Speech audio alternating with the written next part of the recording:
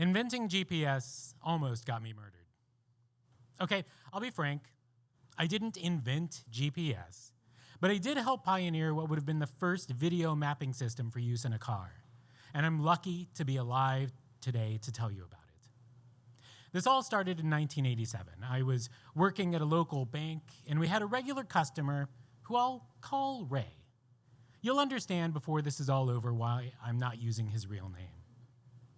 Ray was a gregarious New Yorker who acted like he had a lot of money.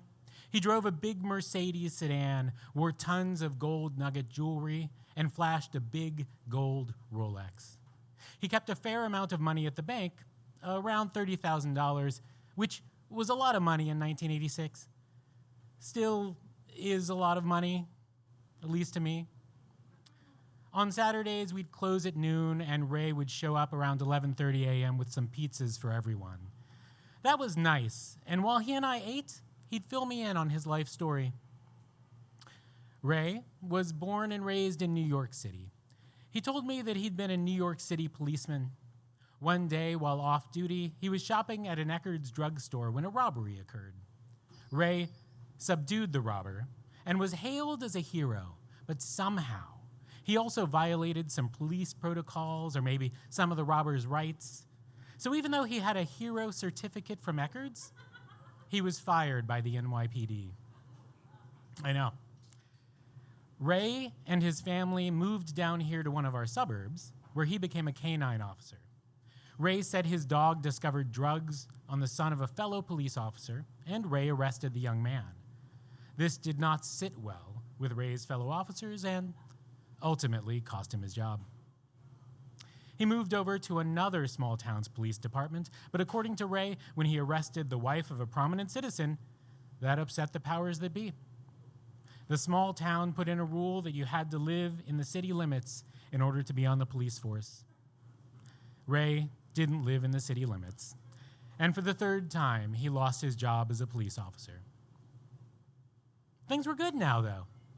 He'd patented a type of connector that you could use to fix a torn hose or tube. Apparently, that connector kept him in Mercedes sedans, gold nugget jewelry, and pizza for his favorite banker. During one pizza fest, Ray told me he had an idea. He asked if it was possible to put maps on these new things called CDs, and then display those maps on some sort of screen in your car. He called it the computer map, and he asked if I would partner with him to see if we could make this a reality. This deal seemed totally on the up and up, so I agreed and we formed our unofficial partnership. One of the first things Ray mentioned was something called Key Man Life Insurance. He said we needed that in case something happened to one of us. The insurance would pay the surviving partner and help that partner continue whatever business they were in. Key Man Life Insurance is very common, but things started rolling pretty fast in the computer map business, so we never got around to buying a policy, which is probably why I'm still here today. But I'm getting ahead of myself. The first thing I did was find 2 cartographers at the Johnson Space Center. We needed to see if maps could be digitized, although I'm not sure the word digitized existed yet, and burned onto a CD. Our cartographers were a great husband and wife couple who were obviously children of the 60s. I mean, they were still hippies, but they knew their stuff and confirmed that yes, what we wanted to do could be done. And not only that, but the wife told us our idea had good karma. Ray asked, "Who the hell is this karma person? We don't need any more partners." We all got a good laugh out of that. I hope you did too, because it's the only funny part of this story. And I moved on to the hardware part of the equation. I found some engineers at Texas Instruments, and we had a great meeting. They said they could engineer a video display system that would read the maps on the CD and display them in the way where you could use arrow keys to move around the map. Well, there you go. We could get the screens, we could get the CDs with the maps, and it would all work in a car. So, I'm sure you're wondering, then why aren't I enjoying my life as a billionaire co-creator of the mapping system we all use today?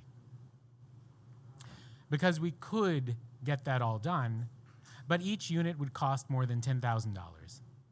The fact was, we were years ahead of our time. No one was going to shell out 10 grand or more when they could buy a city map for $39.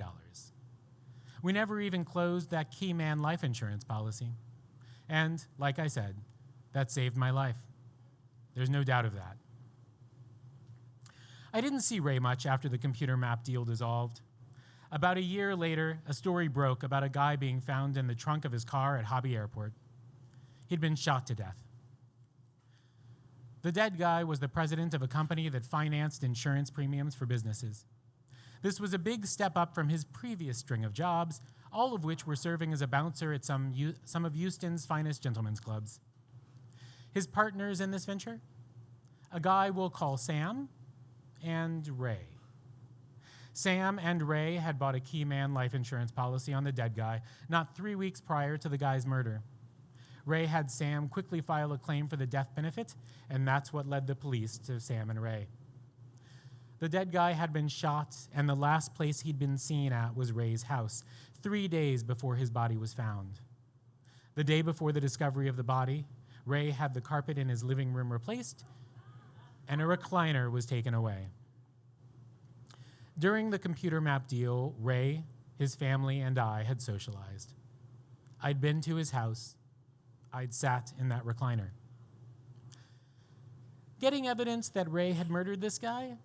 That was the tough one. Ray had been on and fired from 3 different police forces. He knew how to clean crime scenes, and he almost got away with it.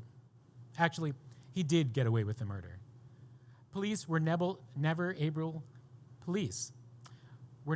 to find the carpet or the recliner, and were never able to charge Ray with murder.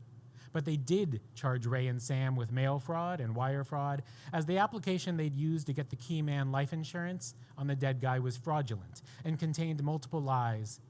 In fact, the insurance company never paid on that claim. The night before the trial, Sam turned on Ray and spilled all the beans. Both men were convicted of mail fraud, wire fraud, and conspiracy to commit murder.